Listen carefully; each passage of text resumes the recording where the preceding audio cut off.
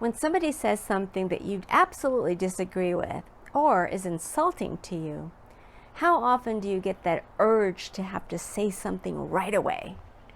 Maybe it's because you just need to set them straight, or you have to defend yourself.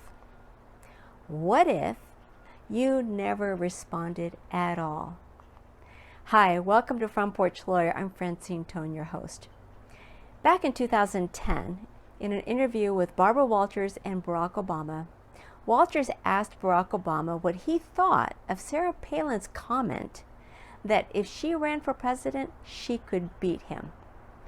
Well, his response was he didn't want to speculate about the future.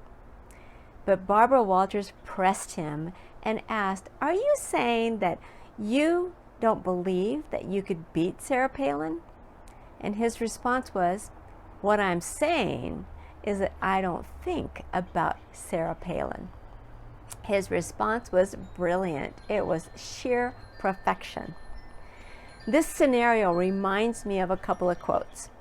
The first one is from one of my favorites, an ancient philosopher, and you know I love ancient philosophers. And this is Epictetus, and this is what he said: "If evil be spoken of you, and it be true, correct yourself. If it be a lie, laugh at it." Well, I guess in a way, Barack Obama laughed at that. But if what somebody says to you is true, we probably should acknowledge it and then do something to fix it. I'm like everybody else. I get defensive too. I hate it when somebody points out a flaw about me, and my first reaction is usually to deny it. So a long time ago, somebody once told me that when I spoke about an idea, that often I spoke as if it was the unquestionable fact. And that made it difficult for others to respond or to engage in a discussion. My first response: I do not do that. Well, I did. So finally, I did take it upon myself to do something about it. And one day I decided that I was going to preface everything I said with, "It seems to me that." What a difference when I did that. Everything came out not as a fact, but just something, a thought, an idea. And people began responding and we started having really engaging conversations. Oddly, it actually made me feel wiser without having to own everything that I said.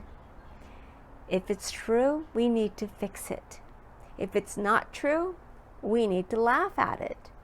The second quote that the scenario reminded me was one from Eleanor Roosevelt, and you might have heard this one before. "No one can insult you without your permission." Boy, that's so true and yet so hard to do. But when you walk away from that insult, you really are the bigger person. I am not talking about turning the other cheek. That's not it at all. It's about how you spend your brain power, your brain bandwidth. Are you going to waste it on things that are trivial, unimportant, and stupid sometimes? That's what Barack Obama had done. Instead of responding and engaging to Sarah Palin's comment, he just didn't think about her. He saved his brain bandwidth for more important things. I have to say, the media has a habit of being notorious at stirring the pot and getting people to engage on trivial things and using their brain power for all these silly things. But Barack Obama proved that we really do have control over how we respond, how we engage, and we can decide what's important and what's not important and put our brain power to use for the important things. So unless you have a duty to speak, which as lawyers, we know that sometimes there's a duty to speak. The evidence code talks about that, and there are cases about it. But in the absence of a duty to speak, perhaps silence would be the better course of action. Think about all the time and energy you have wasted in your lifetime trying to fix somebody else's thinking over what? So here's something to consider. When somebody else expresses an idea out loud, they've kind of made a commitment to the universe and to themselves about the rightness of their idea. Immediately trying to challenge that and change it makes them have to do that to themselves. So you're asking them to challenge themselves and even kind of admit that they were wrong right then and there. And who likes to do that? Nobody I know. So do you still want to change their mind? Well, let's try this on for size.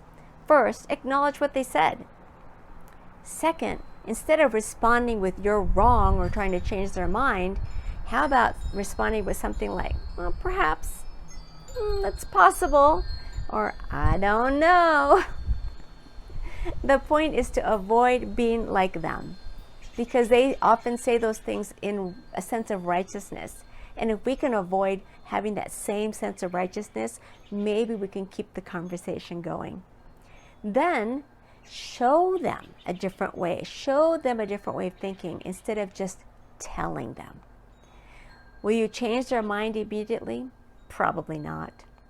But if you never change their mind at all, would it really matter? Probably not. One of the emotional intelligence competencies is impulse control.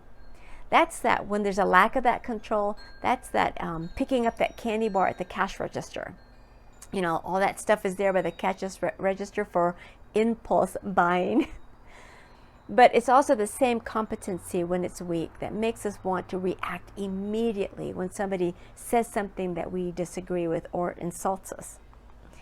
If only we could just stop ourselves from doing that. This applies in our daily lives, in our lives as lawyers. It applies in the world, in politics, in the news. And as soon as somebody says something that we want to disagree with, that's that impulse to want to do something about it. If we can elevate our impulse control, we could actually stop grabbing that 2 to 3 candy bars at the cash register, or stop responding immediately to when somebody says something we don't like. I'm not going to sit here and tell you precisely what to do, because obviously it depends on the circumstance. I just want you to think about this. So sometimes silence is the better practice. Sometimes silence is the more powerful response, like, "I don't think about Sarah Palin." So what are your thoughts on this? Give me a comment below and let me know what you're thinking, and I'll see you back here on From Porch Lawyer.